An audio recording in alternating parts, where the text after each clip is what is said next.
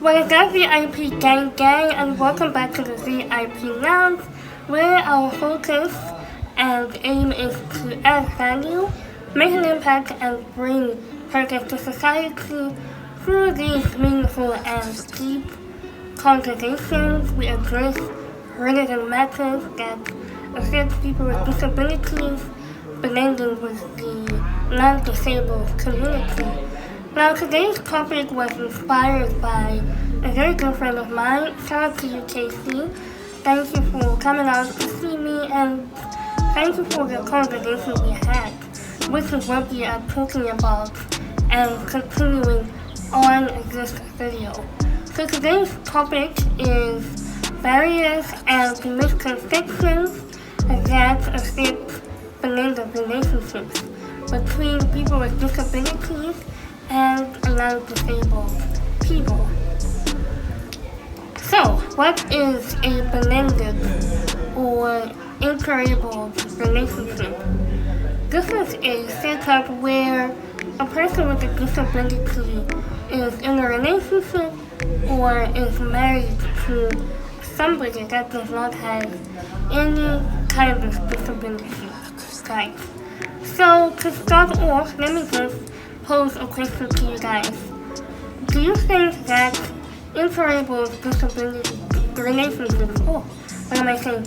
Do you think that interabled relationships are possible, that they exist, and that they have the potential of lasting like any other relationship? Let me know in the comments. Share your thoughts with me and let's interact. Let it not be a one-man conversation, right? I will put a list of blended couples or interabled couples in the description below so that you guys can go check them out here on YouTube. So moving on, do I think that interabled relationships are possible? Yes, definitely. Do I think that they have the potential to last? I do. And lastly but not least, do I think that blended relationships are difficult? Certainly, like any other relationship, blended or interabled relationships do have their own challenges. The only difference is that the nature of those challenges are slightly different because you're dealing with a person's limitations to a certain degree. However, that doesn't mean that it's impossible for you to fall in love with somebody that has a disability. Like I always say in my videos, disability is a spectrum. If you can handle other personal relationships with non-disabled people, look at it as also being with somebody with a disability. It's the same.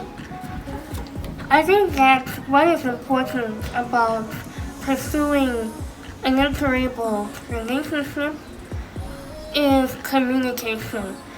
And I love the fact that we are talking about communication because a lot of non-disabled couples have that problem. Communication is definitely a barrier in so many relationships. A lot of relationships fall apart because of communication breakdown.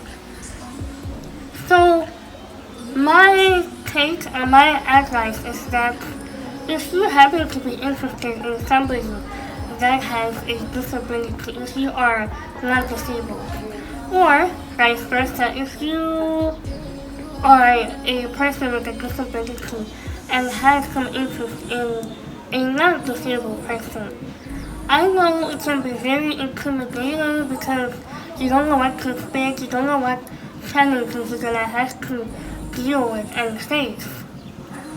But sometimes in life it just takes the courage and strength to go for it. You will never know how beautiful that relationship can be unless you actually try.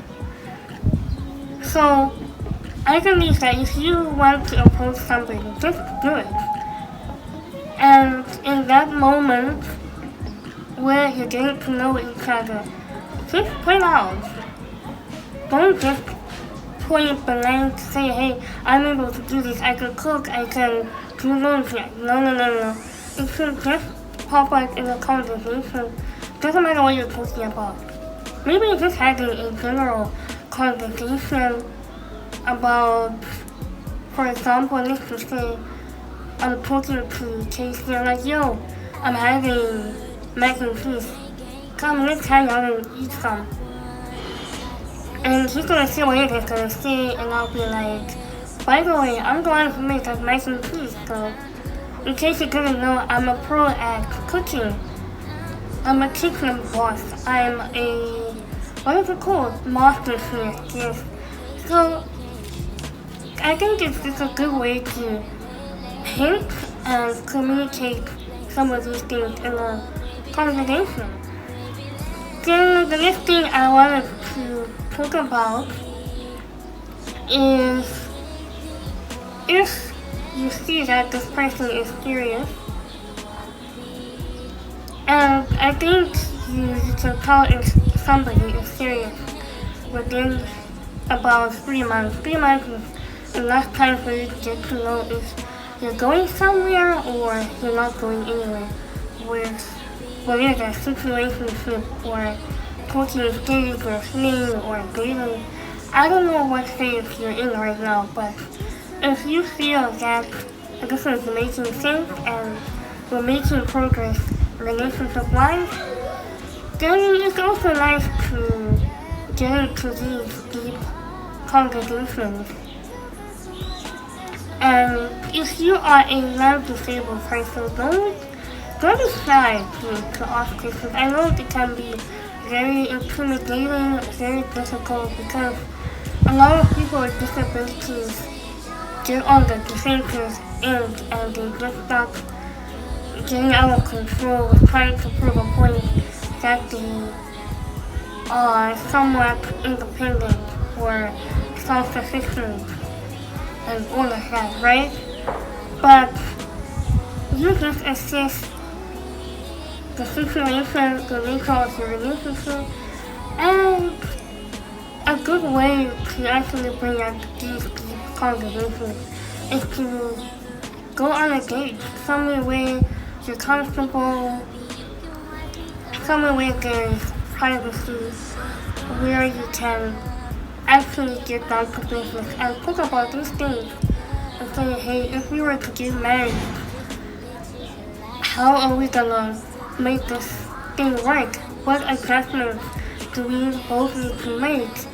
And if you wanna have children, what are our options? Do we need to see a doctor together and be able to find out if we can do this? Make sure that your body can handle the toll that it's gonna go through having to deal with pregnancy and just going into the detail about those kinds of things. So it's important to be comfortable enough to address those issues. I think if we sit down and we really think about these things, what really affects what we're able to do is our upbringing. If you're brought up by people who are so gentle, who say, oh, sit down, you don't have to do that, you're obviously going to be way more limited than somebody who grew up in a rough neighborhood and who grew up in a difficult upbringing. So over time and interacting with other people with disabilities, you're gonna have to train yourself to do certain things. There's YouTube. Go and watch YouTube tutorials and learn how to do certain things. And also, it depends with the kind of person you're dealing with. Some people say, you know what, I totally get it. You are not able to do certain things because of what you were exposed to, what you were limited to.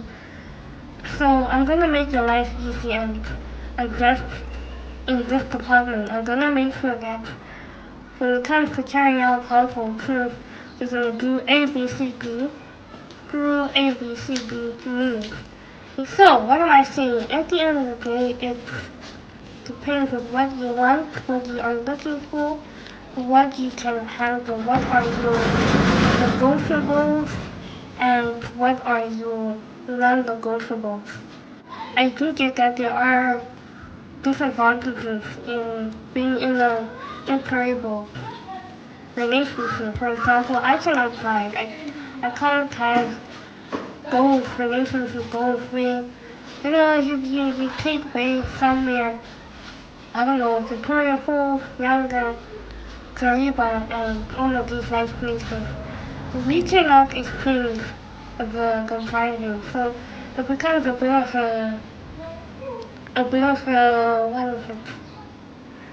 A bit of a downfall. It's a limitation. It's not going to be a fun experience if only one person is able to drive the whole way. Imagine having to take a 12-hour drive. It's just you, but if it's two people that are not disabled, you can switch driving. This person can drive for 6 hours, the next person another 6 hours, and voila, you get to your destination and you're not as exhausted as you would be driving by yourself. So I definitely understand that there are those kinds of limitations, challenges, and complications. But at the end of the day, you just have to weigh in and just evaluate what kind of relationship you're in, if the connection is worth it. All of these things won't matter, that you're gonna have a partner who can look directly in your eye when you're talking to them, a person who can drive you wherever you want because of their disability. All of that will not matter if you are willing to commit to this person and have a beautiful relationship. So that is just my opinion, and I am sticking to it. Please let me know what you feel would be a major challenge or even a non-negotiable for you to date or marry somebody with a disability. And to the people with disabilities, let me know in the comments as well why you guys are into self-pollination relationships. Why do you guys prefer to be in relationships with other people with disabilities? I know a lot of people who prefer to, if they're visually impaired, they prefer to date or marry somebody else who is visually impaired, or if they're albino, they prefer to date another fellow albino. I get that it's because the most important thing is that because you share the same disability, you're able to understand each other and do your own things. And I think that it's a beautiful thing. It's life. What matters is finding love and keeping it. And keeping a relationship strong also means that if you need to go to therapy, do it. If it's therapy, go together. If it's going to the doctors, go together. Do a lot of things together because it helps you guys bond on a deeper level than you ever imagined. So yeah, that is it for this video. Make sure to like this video, guys. Please do hit me with the like and comments as always. It was fun hanging out with you guys. I love you guys deep, and I'll see you in the next one. Bye!